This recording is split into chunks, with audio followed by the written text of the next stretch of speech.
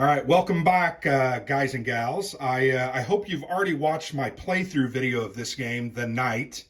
And let me show you the really cool cover. Very well done.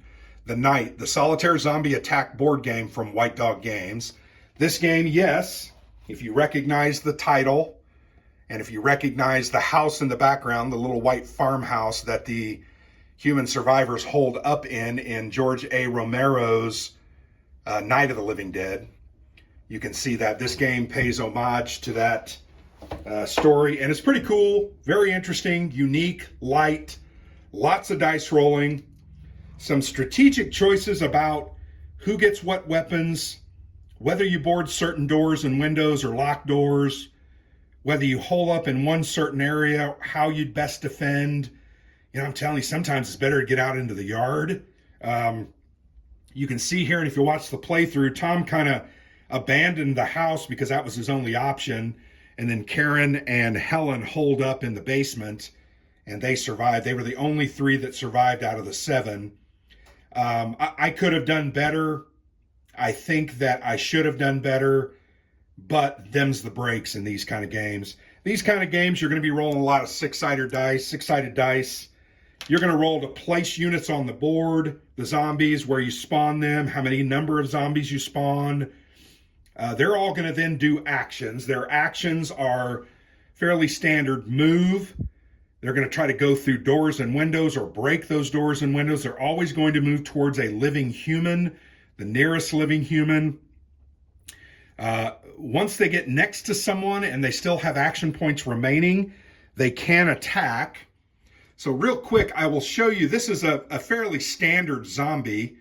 A little bit of information about the counter there. Up at the top, the 4, that is their combat value. So when you attack them or they attack you, they have a 4, and then you're going to roll a d6, add that d6 roll to that 4 for their final combat result.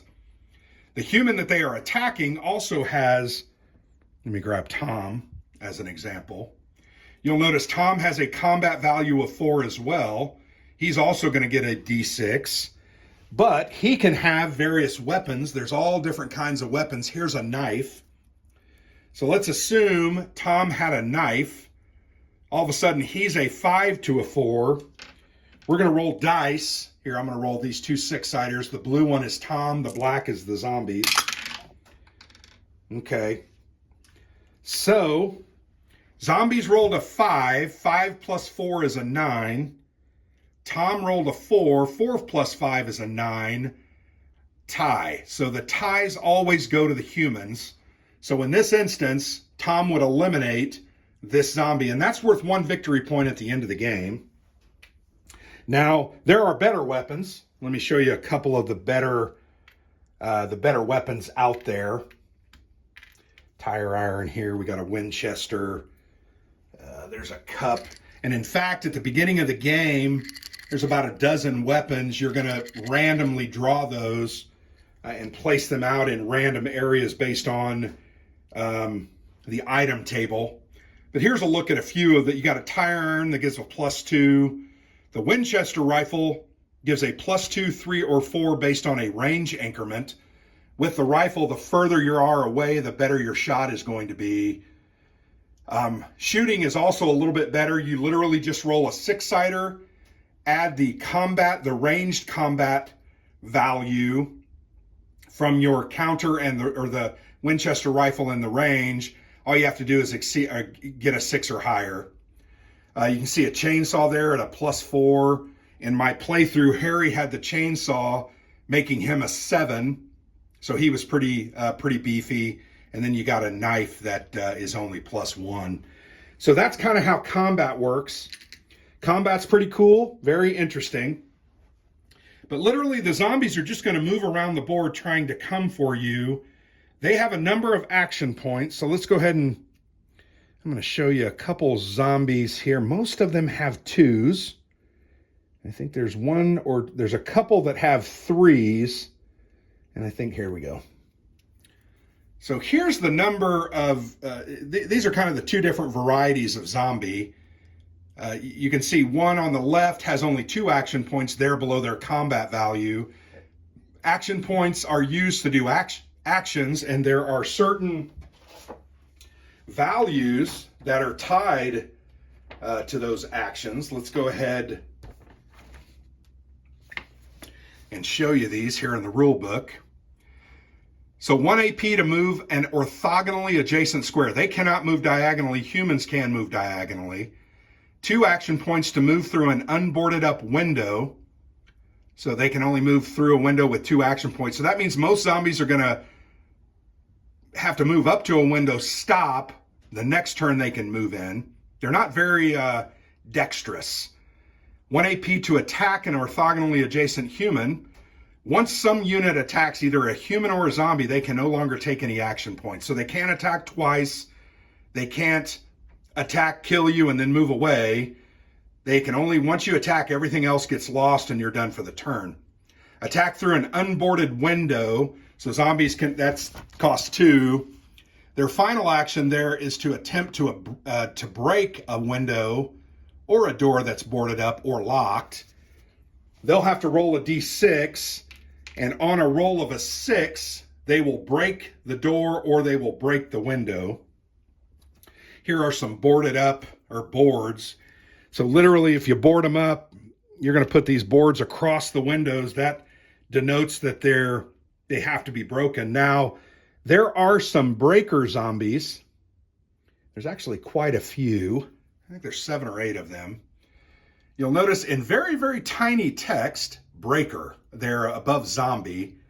When they're a breaker zombie, they're going to break a door or a window on a roll of 4, 5, or a 6. So you want to try to take them out so that they don't have an option to break those, because what you're trying to do is hole up in 1 or 2 areas by locking doors. The only 3 doors you can lock are the front door, the back door, and the tool shed up there in the far right. I've never gone up there other than to get the boards immediately and get out of there. So you can really only lock these 2 doors, and then the keys are worthless. You got to throw them away or just drop them. But you can board up windows, you can board up doors. Like here's a door you can board up. You can board up this door, these windows and doors if you can't lock them. And you can board them up again. So you might board them up. They come up and break them. You can kill that zombie. And then on a future turn, you can board that window back up. So it's really incumbent upon you as the humans to try to focus on 1 or 2 areas, board them up, get your good weapons, hole up, stand in such a position where zombies can't attack you through windows. Like standing here, a zombie can't attack you through that window. So you're going to make that zombie use all its action points to come through the window. The next turn you can attack him, or you can shoot him with a rifle, the shotgun, or the pistol. Those are very, very good. And frankly, those ranged weapons are key to keeping alive and keeping the zombies out of the house. But that's what the game's about. It's about moving around. It's very quick, very light, lots of dice rolling. The sequence of play is very basic. Let me go ahead and turn to the sequence of play and just the turn sequence. There's only 4 phases. There's a zombie arrival phase. So during the zombie arrival phase, you're going to roll a d6. I think you can see. I rolled a 4 let me put some zombies in the cup because I killed a ton of them last time. There's about 35 zombies that end up, 35 or 40 zombies that can go in this cup. When you roll a 4, you're going to reach in and you're going to draw 4 of those guys out. There's 3. Let's draw a 4th one. Let's move that. So I'm going to put them kind of right here so you can see them. You're going to arrange them kind of in the order you drew them, and then you're going to roll dice, and they are going to be placed in these 1 of 6 spawn points, numbered 1, 2, 3, 4, 5, and 6. No more than 2 zombies in one turn can ever be placed in these spawn points. If you then roll that number again while there's 2 zombies there, you're going to re-roll that zombie. So anyway, you roll the zombie. I rolled a 1. This zombie is going to be placed up here. Now I can place them in either square. I like to offset them so it's harder for them to get into the doors and the windows. So then I'm going to roll for the next one. I rolled a 3. I'm going to put him there. Still have 2. We rolled a 2. That's up there by the tool shed. And the final roll is a 1. So we're going to put that in there. So that's where those zombies go. They're going to spawn. Then the next phase only happens when humans have been killed. So this is usually later in the game, midway or later, but it can come a lot quicker depending on what happens. But you're going to reanimate the dead. So what happens when a human character dies, you're going to place in their spot, drop their weapons, their keys, any boards they have. You're going to place one of these dead counters there. There's Barbara, there's Judy. So let's say Barbara died. She died right here holding keys. Actually, Barbara's a zombie right here, but I'm going to take her off the board. So when she dies, the next turn during that, the dead human reanimation phase, you're going to roll a d6. If they roll a 4, 5, or a 6, they're going to animate. You replace the dead with their zombie counter, and then that turn, they're going to take action. So following the dead reanimation phase, you've got the zombie action phase. That's where you're going to activate every zombie on the board. They're going to move, break doors and windows, move through windows, move adjacent to, and try to attack the nearest living human. So each turn, that's going to change, and their priority is going to change. The key thing about zombies, though, is they cannot move through other zombies. So once you get, say, a zombie at a window, so let's say, I'm going to show you this example. Let's put Karen up here. I don't know why I would have Karen there. She's terrible.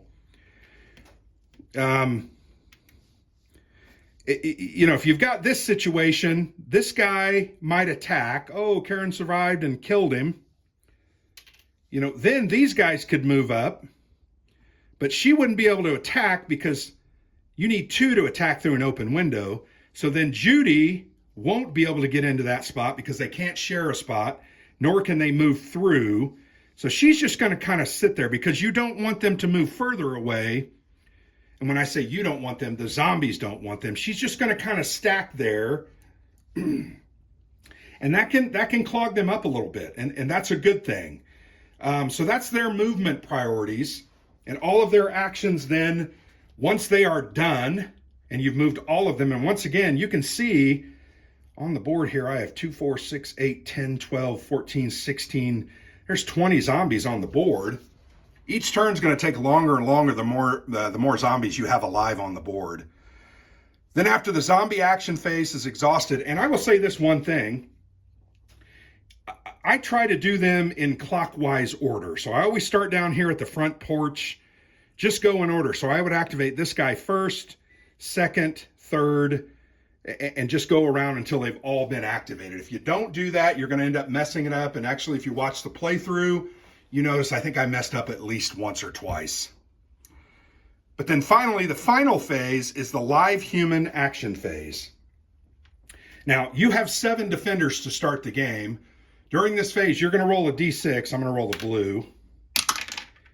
That number tells you how many of the humans you get to activate that turn. Now, each of the human counters have a different value of action points. Most of them have 4, 5, or a 6. So let me show you a couple of these. Here's just a look at 3 of them: Tom, Judy, and Harry. You'll notice Judy and Tom both have 6. Harry only has 4. So when you can activate 5 units, you're going to pick the ones that you have to activate because you have to accomplish whatever you're trying to do, whether it's kill a zombie, move and board up a window, or lock a door, or board up a door, or move out of an area, pick up a weapon, whatever. You're going to spend those points, and those points, let's go ahead and show you how, very similar to the zombie actions. Live human action costs right here. You can see they have a whole bunch. There are some that are free. Move a square in any direction, orthogonally or diagonally, costs 1. 2 AP to move through an unboarded window, 1 square orthogonally. So you cannot move through a window diagonally. But that costs you 2. 1 AP to board up a window, one to remove a board. And if you watch the playthrough, I did remove a board so I could get out the window. Lock or unlock a door is 1 AP. 1 AP to attack a zombie in hand-to-hand combat, but that uses up all your action points. So once you attack, you are done. Whether you are range shooting or hand-to-hand combat, you end your turn once you attack. So you can only attack once per turn maximum. So you really got to plan that out. AP, shoot a ranged weapon at a zombie. There are some free actions. Pick up one or more items. You can only carry 2 items. Drop any number of items, or 1 AP to hand a single item to another character. So you're going to have to manage your guys and do what you want to do and what must be done with each of those activations. So the most activations you're going to get are 6. The least are 1. And if you watch the playthrough, I think I got 1 activations 3 or 4 times. So that's never great. 3 or 4 is about what you need. But if you can get 5 and 6, particularly early on, you can get a lot accomplished. But that's what the game's about. It's managing those from turn to turn. The game is 16 turns long. Here's the turn track. You start in turn 1, you end in turn 16 once you've survived. Here's just a look at the map, the farmhouse. And you'll notice there are numbers. Those coincide down to a legend. And at the beginning of the game, you're going to roll dice to randomly place your humans and weapons. This becomes helpful in placing those out because you know where those are. But once you play the game, you kind of remember. Yeah, so what do I like about this game? Love the theme. The fact that all the components, the map spaces are all black and white is an absolute fantastic choice. The art on the box, all black and white. Very nice art. Looks like those zombies. If you've ever watched that movie, that's what they look like. So the theme, fantastic. I love the concept of any type of survival game is always interesting. You have to think through, okay, what do I have to accomplish? What needs to be done first? What's priority number 2? What's priority number 3? Who am I going to move where? Who do I want to have the different weapons? So one thing I want to show you, you saw how combat worked. Ben is your best fighter. He has a 5 combat. And you saw in the playthrough, I think Ben had a sledgehammer. Didn't he have the sledgehammer, I believe? But I'm telling you, if you can get the chainsaw on Benny Boy, 5 plus a 4, he's a 9. That means his minimum attack combat value is going to be a 10, because if you roll a 1, you have a 10. Most zombies are 4s. Quite a few are 3s and 2s, but then there's some that are 5s, 7s. I think 7 is the highest. There is a 6 as well. But I'm telling you, if you get a chainsaw on Ben, you're going to be golden, because you're going to want to run around with him and attack as much as you can. But once again, remember, the dice are fickle. You can be a 9, roll a 1, right? You roll a 1, and the zombie's a 5, and he rolls a 6. They beat you 11 to 10. So you lose, you die. And you die in every combat. Somebody dies in every combat. If a zombie's attacking you and you defeat him with your combat value and roll, he dies. If he beats you, you die. So that's a key thing to remember. You do not want Karen to be running around with a weapon. If you want anything from her, you want her to have a pistol, the rifle, or shotgun, if you get fortunate enough to have those. So Karen and Helen are your 2 weakest. You do not want them doing a lot of fighting. Tom, Ben, and Barbara are your best. Where did I put Ben? I think I threw Ben here. Judy and Harry are kind of middle of the road. They're 3s. There's Ben. He's under the chainsaw. So that's kind of the pecking order of your combat system. You've got Ben at the top at a 5.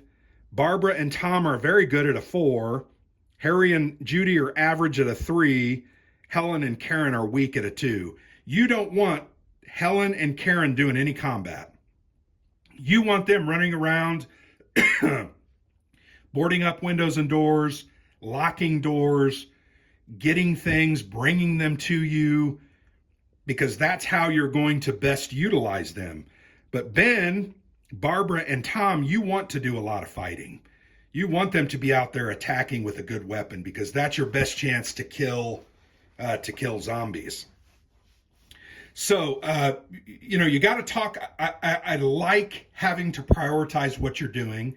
I also like having to use the resources that you're given from your weapons, your boards, your people, knowing how to use those and use those well. That's a great part of the game.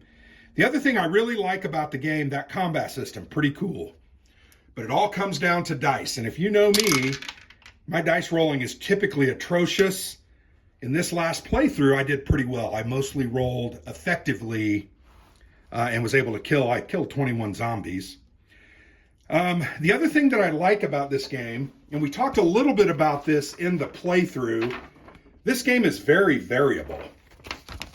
So you can do the straight setup, which is what I did in the playthrough, but there's a bunch of scenarios. There's a quick game that has its own set of rules and setup changes, special rules and setup. Take the house. This is one where zombies are already going to be in the house. You have 10 rounds to get them out and survive. Has a setup changes and some special rules. So there's 2 scenarios. Here you have what's called the Coopers. Then no chance. So now you're up to 4 scenarios, and then you can make your own story with 5 scenarios. You also have a whole host of optional rules, from easier shooting, combat assistance where you can get a modifier from a guy standing next to you. You might have unreliable weapons that will make it a little more difficult. There's even random events, and they're listed here. And let me tell you, they're not good. I fell over. Literally, a random guy's going to fall down, and he can't be activated this next turn. If there's zombies there, that's game over for that guy. And frankly, anytime you watch these horror movies, isn't that always what happens? Someone trips and falls over. Finally, you can add in things like dodge. You can also give characters different attributes. I played this game, 4 or 5 times, and there's still so many ways that I could play this. You've got 2-player zombie mode, 2 players hidden hero, anything goes. It's just a very cool, I think, very cool game that doesn't get enough props. I didn't mention this, but the game is designed by Michael Kennedy, and Michael, he owns White Dog Games. Development was done by David Kershaw. If you know David, I've played several of his games, Reconquista from White Dog, World War Z from White Dog, also Solitaire Caesar, great games. And then there's the artist, Jonathan Carnell. Very, very good team, very cool game, great value, because it's fun.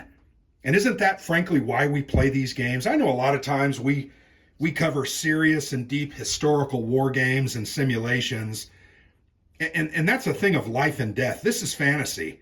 This is just a good old time. It took me an hour to play through that game, but I bet 15 or 20 minutes of it was just rules. 30 to 40 minutes is about what this game's going to take you. So you know what? Set it up, bang through it, have a great time. You're going to have some laughs. It's going to create a great narrative, and I think that's my final point. I've seen that movie. You've seen some of the things they do. You can try a lot of different defenses. You can try a run around outside and just survive. Stay away from the zombies. You're not going to score that well because you're not going to get a lot of zombie kills, but you can do that. You can hole up in one area. You can lock yourself in the basement or this closet or the tool shed. I wouldn't recommend that. I have not tried that. But if you watch the playthrough, the last 3 rounds or 2 rounds, Helen and whoever it was, Karen, locked themselves in the basement and they survived. So I just like the narrative it tells. It just tells a great story. And frankly, a solitaire game, I want it to tell a good story. I want to have a good time. I want to enjoy it. I don't care about winning, don't care about losing. I just want to enjoy what I'm doing.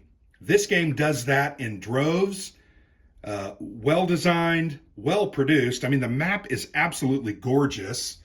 It's straight out of a 1950s serial. Just looks great. I even love the light coming out of the windows. Just very well done. I thought the rule book was very well written, so kudos. Dave Kershaw, he was development and playtesting. Loved the cover art, so congratulations, Jonathan Carnell. I thought the play aid was very, very good. It has a lot of the, now it's double-sided, so you've kind of got the setup and how to do items there on the front. And then on the back, you've got the different phases. Zombie arrival phase, dead human animation phase, zombie action phase, how to do hand-to-hand combat. There's the turn sequence, human actions, shooting combat, it's all right there. So I like a good solo game that does that, just makes it very playable and very easy to do. So invest in this game. It's fun, it's unique, it's interesting, it's well done, it's an attractive game, tells a great narrative. It does everything that I want a solitaire game to do. And frankly, sometimes it's easy and I win very easily. Sometimes it's really, really hard. And that's okay. That's what gaming is about. I try different strategies. I try different approaches. I try to do different things. Sometimes they work, sometimes they don't. The Night. I hope you enjoyed this review. If you haven't watched my playthrough, go ahead and do that. I won, although my result was bad, but that's all right. Once again, you play it for the narrative and the interesting story that it tells and how you learn and grow from it. But yeah, I'll go ahead and end this. The Night, the Solitaire Zombie Attack board game. Gets a thumbs up from me. Really enjoyed it. Had a good time. Thanks for watching. I've been Grant for the Player's Aid.